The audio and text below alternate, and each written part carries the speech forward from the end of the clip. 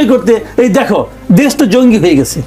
ইস্তেমার মাঠে তাবলিগের বিরোধে 4 জনের প্রাণহানি, জুলাই অভ্যুত্থানে বিপ্লবীদের হত্যা, আর আজ দক্ষিণ কেরানীগঞ্জে চুনকাটিয়া রূপালী ব্যাংক শাখায় ডাকাতি, মানে ডাকাতি হয়নি, ডাকাত গিয়েছে। কেমন দেখছেন দেশের আইন শৃঙ্খলা পরিস্থিতি? এটাকে ভালো বলার কোনো সুযোগ আছে কিনা আমি জানি না, অথবা কেউ মানে আপনার রিস্ক নিয়েও ভালো বলবে কিনা, জেদ করেও ভালো বলবে কিনা, এটা আমি জানি না। এটাকে ভালো বলার কোনো সুযোগ নেই। তবে আমি একটা জিনিস বলি আপনাকে, আপনি একটা জিনিস ছোট্ট করে ভাবেন, এই তবলিগ নিয়ে আপনি দেখবেন কেউ কিছু বলবে না। কেন বলবে না? দুই পক্ষই কিন্তু ইসলামের নাম নিয়ে কাজ করছে।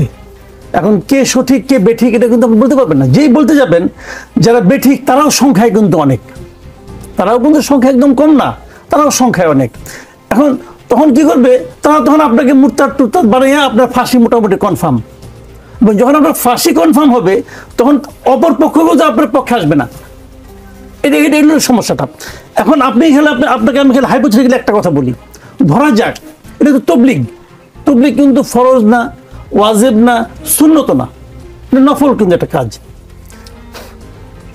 হজ তো ফরজ। আপনি সৌদি আরবে যে কাজটা করতে পারবেন? করতে পারবেন আপনি? কেউ করতে পারবে? সৌদি আরব কি করবে? সৌদি আরব ইরানকে তো 1 বছর হজই করতে দেয় নাই। এটার নাম রুল অফ ল। সেই লকে আপনি অপছন্দ করতে পারেন। ওই ল কি আছে হয়তো আপনি বলবেন যে সৌদি আরবের ল বর্বর ল, বলতে পারেন, কোনো সমস্যা নাই। বাট ল যেটা আছে তারা কিন্তু সেটা এখানে প্রয়োগ করে দেখেছে, প্রয়োগ করে দেখিয়েছে যে কিভাবে লটাকে প্রয়োগ করতে হয়। আপনাকে রাষ্ট্র থাকবে, সেখানে একটা আইন থাকবে না?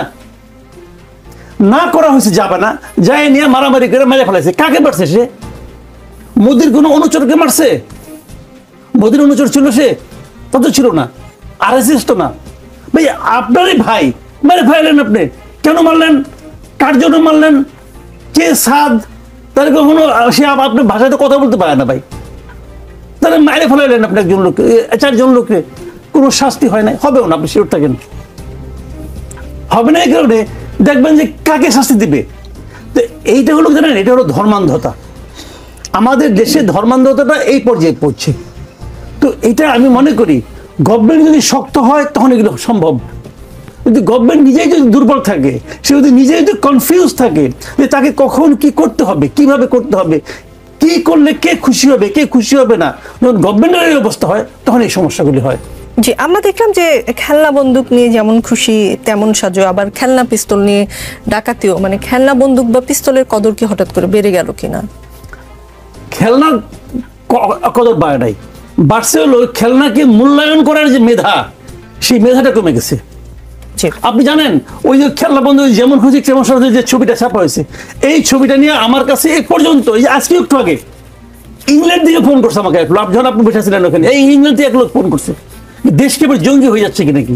আমি কিভাবে হচ্ছে ভাইয়া বলেন তো একটুখানি? একজন ওয়াজ করতেছে, 2 দিকে মুখ টুক ঢাইকা বন্দুক দাঁড়িয়ে আছে, আপনি দেখে আসছেন। এখন এটা যে যেমন খুশি তেমন সাজো, এটা আপনি বলবেন। কিন্তু আমাদের মূলধারা গণমাধ্যমগুলো তো পরিষ্কার করেছে যে এটা নাটক ছিল বা যেমন খুশি তেমন ছিল, তারপরেও আসলে বার্তাগুলো পৌঁছাচ্ছে কেন দেশের বাইরে নানান ওরা তো এগুলো পড়তে চায় না।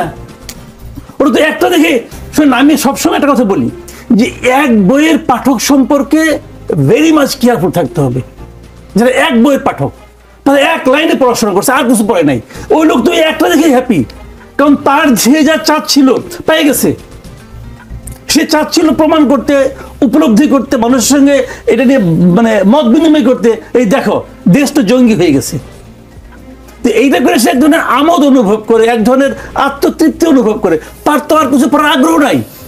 আরো কয়টাতে আছে কি আছে এটাতে ঠিক না, এটা তো বোঝার তো কোনো আগ্রহ। আমি তাকে বুঝাইলাম, আমি শিওর সে মন খারাপ করছে, কেন এটা বুঝাইলো। আমি ততক্ষণ একটা সত্য নিয়ে আমার মতো করে উত্তেজিত ছিলাম, তাই উত্তেজনা আমি কমাই দিলাম। তো এগুলো হলো জানেন মেন্টাল প্রবলেম। জি, বদিউল আলম মজুমদার এই কথাগুলোর পর তিনি কথা বলেছেন রংপুরে, তারপর বৈষম্য বিরোধী ছাত্র আন্দোলন প্রেস বিজ্ঞপ্তি দিল, তারপর তিনি তার ফেসবুক স্ট্যাটাসে বলেছেন কিছু গণমাধ্যম তার বক্তব্যের ভুল ব্যাখ্যা দিয়ে সংবাদ পরিবেশন করেছেন। আজকাল অনেকেই স্ট্যাটাস দিয়ে সরিয়ে নিচ্ছে, আবার বক্তব্য দিয়ে মিডিয়াকে দোষ দিচ্ছে, অথবা জনসংযোগ কর্মকর্তাকে বরখাস্তও করছে। কেন এমন হচ্ছে বলে আপনি মনে করেন? এটা হলো মানে মন একটা বলে পরিবেশ আরেকটা বলে। পরিবেশ আরেকটা বলে। যারা একটু ভীতু টাইপের লোক এবং যারা একটু লোভী টাইপের লোক, তারা বারবার আপোষ করে। এটা হলো দুনিয়ার নিয়ম। এই যে কথা বলে কথা ফিরিয়ে নেওয়ার প্রবণতা, এটা কি আজকে নতুন? আমি যখন সাংবাদিকতা শুরু করি তখন আমার মনে আছে প্রথম এটা আমাদের পলিটিক্যাল লিডারদের মধ্যে আসলো। তথ্যমন্ত্রী ছিল নাজমুল হুদা, ব্যারিস্টার নাজমুল হুদা। উনি প্রেস ক্লাবে কথা বলেন, পরে বলেন স্লিপ অফ টাং। এই স্লিপ অফ টাং কিন্তু শুরু হলো। এখন সরাসরি বেমালুম অস্বীকার করে। ওকে আমি এইটা ভেবে বলিনি। এখন যে বলেছেন ওনার মনের মধ্যে আমি কি করে ঢুকবো রে ভাই? আমি আমার বাসার বোর মনের মধ্যে ঢুকতে পারি না, আমি তার মনের মধ্যে কেমন করে ঢুকবো বলেন তো আপনি? উনি নাকি এটা ভেবে বলেন নাই। তো এখন এই লোকগুলি হয় কি জানেন, এতটাই মেরুদণ্ডহীন যে যা বলেন সেখানে স্থির থাকতে পারেন না। এই লোকের সমস্যাটা। উনি বলেছেন কি সেটা তো আমরা ভিডিওতে দেখলাম। এখন সবাই কি ভিডিও একই ভঙ্গিতে এডিট করে এআই দিয়ে ওনার শব্দটা বসিয়ে দিয়েছে? দেয়নি তো। উনি যেটা বলেছেন সেটা বলেছেন। উনি যদি মিন না করেন বলতে পারেন যে আমি তো ঘোরের মধ্যে ছিলাম কাজে বলেছি, এখন আমার ঘোর কেটে গেছে, এখন আমি বলছি না। অথবা বলতে পারেন তখন বলেছিলাম, এখন ওদের বিবৃতি দেখে ভয় পেয়ে গেছি, কারণ এদের কারণে তো একজনের মন্ত্রিত্ব চেঞ্জ হয়ে গেল, স্বরাষ্ট্রমন্ত্রী চেঞ্জ হয়ে গেছিল সাখাওয়াত সাহেব, ওইটা দেখে আমার ভয় হয়েছে, অথবা আমি এখন বলতে চাই না। হতে পারে, কিন্তু বলুক এইভাবে। কিন্তু উনি যেটা করেছেন সেটা তো ওনার নিজের যে ব্যক্তিত্ব, যে মেরুদণ্ডহীনতা, উনি এটা প্রমাণ করেছেন। অর্থহীন। আমি এই সমস্ত গুরুত্বপূর্ণ লোকদের এই ধরনের হাস্যকর কথাবার্তা শুনলে নিজের কাছে খারাপ লাগে যে এদের উপর আমরা অনেক বড় দায়িত্ব দিয়ে রাখি, তাই না? আমরা এদের কাছে অনেক কিছু আশা করি। যা বলবেন ভেবে বলেন, থাকতে না পারেন তো বলেন না ওই কথায়। এখন মূল যে কথাটা আমি বলেছি, আমি বলি অনেক তলাপ শুনলাম, এই প্রশ্নটা আপনি করেন না, আপনি কি করবেন কি না যাই না, নাহলে আমি বলি। জি প্লিজ বলুন। সেটা হলো যে আওয়ামী লীগকে আপনি ইলেকশন করতে দেবেন কি দেবেন না। আমার কথা হলো আওয়ামী লীগ ইলেকশন করতে দেব না, এটা বলার আমি কে? আমি কে ভাই? আমি কি একবার নিজেকে জিজ্ঞাসা করি আমি কে? আমি আপনি বলতে পারেন আমি মনে করি, আমার দল মনে করে, আমার রাজনীতি মনে করে, আমার নৈতিকতা মনে করে আওয়ামী লীগের নির্বাচন করতে দেওয়া উচিত না। আপনি এটুকু বলতে পারেন। আমি দেব না এটা বলার আপনি কে? এই অধিকার তো আপনি কেউ দেয় না। এটাকে গণতন্ত্র বলে না? এরকম করে কেউ বলেছে নাকি? বলতেছে তো, যদি কেউ ইলেকশন করতে দেয়, এবং এটাও বলছে এই পাটোয়ারি সাহেব বলেছেন উনি ওই দিন, যে যদি শেখ হাসিনার বিচারের আগে কেউ ইলেকশনের কথা বলে সে হবে জাতীয় শত্রু এবং বেঈমান। ডক্টর ইউনূস তো বলছে ইলেকশন আগে হবে, তার বিচারের আগে ইলেকশন হবে। কারণ আপনি 1.5 বছরের মধ্যে এখনো আজকে 4 মাসে ওগুলো তদন্ত রিপিট করতে পারেন নাই, তদন্ত আপনি শেষ করতে পারেন নাই। আপনি যদি ওনারটা আমি ধরি যে পূর্ণাঙ্গ করবেন উনি, তাহলে 2026-এর জুন, 2026-এর মধ্যে আপনি বিচার করে ফাঁসিতে লটকাই দিবেন? বাংলাদেশের বিচার ব্যবস্থা এরকম? ওই জন্য আছে আইনজীবী একজন, বলুক না আমার ভাই। জি, আমরা এতগুলি সাক্ষী কেবল নিয়ে আসবেন, এতগুলি মামলা, আপনি তো একটা মামলা শেষ হয়ে একটা মামলা করতে পারবেন না, রায় বাস্তবায়ন করতে পারবেন না, রায় দিতে পারবেন না, কেমনি হবে ভাই? বলে দিলেন মুখস্থ যে যদি কেউ এই বিচারের আগে কেউ নির্বাচনের কথা বলে, নির্বাচন হওয়া বাদ দেন, যদি কেউ বলে তাহলে সে জাতীয় বেঈমান এবং শত্রু। আপনার এই কথায় আব্দুল হান্নান মাসুদ কিছু বলতে চাচ্ছেন, আমরা শুনবো মাসুদের কথা। রাজনীতিতে বিরতি বলে পেয়ে এই প্রশ্ন না করলে দর্শকের মনেও হয়তো প্রশ্ন জাগবে। প্রথম কথা হচ্ছে, আপনার সাথে যে গাড়িটার ছবি আমরা দেখি, ভীষণ দামি গাড়ি একটা ছবি, এই গাড়িটা কার? 1 নম্বর প্রশ্ন। 2 নম্বর প্রশ্ন, আপনি হাতিয়া গিয়েছিলেন, শুনেছি সেখানে এলাকায় 82টি তোরণ তৈরি হয়েছে আপনি যাওয়া উপলক্ষে। তো মানে আমরা বিভিন্ন জায়গায় সংস্কার চাচ্ছি। আগে যখন এলাকায় কোনো রাজনীতিবিদ যেতেন, তোরণ নিয়ে অনেক সমালোচনা হইতো, মানে এতগুলো তোরণ খরচ। এখন সংস্কার কি হলো আসলে? মানে তোরণ নির্মাণের ক্ষেত্রে কি সংস্কার হলো? দেখেন হচ্ছে এই যে আপনাদের যমুনা টিভিতে আসলাম, আসার জন্য আপনারা একটা ভাঙ্গাচুরে গাড়ি পাঠাইছেন, সেখানে করে আসছে, আইসা অর্ধেক পথে নামাই দিছে, সেখান থেকে হাইটে 1 কিলোমিটার হাইটে এখানে আসে আপনাদের টকশো দেখছি। আসলে আমার একটা গাড়ির প্রয়োজন, কেউ যদি আমাকে দিতে চাই দিতে পারে, আমার একটা গাড়ি আসলে দরকার আছে। ভাগ্য ভালো যে হচ্ছে মেট্রো রেলে যে উঠেছি, আমি কোনো ছবি ফেসবুকে পোস্ট দিই না, আজকে আমি মেট্রো রেলের মালিকও আমি হয়ে যেতাম। কথা হচ্ছে আপনারা যারা সাংবাদিক আছেন আপনারা তো দেখেন আমাদের যাতায়াত পুরোপুরি আপনাদের কাছে আমাদের রিপোর্টের আছে, আমরা আপনাদের কাছে কিছু বলার নেই।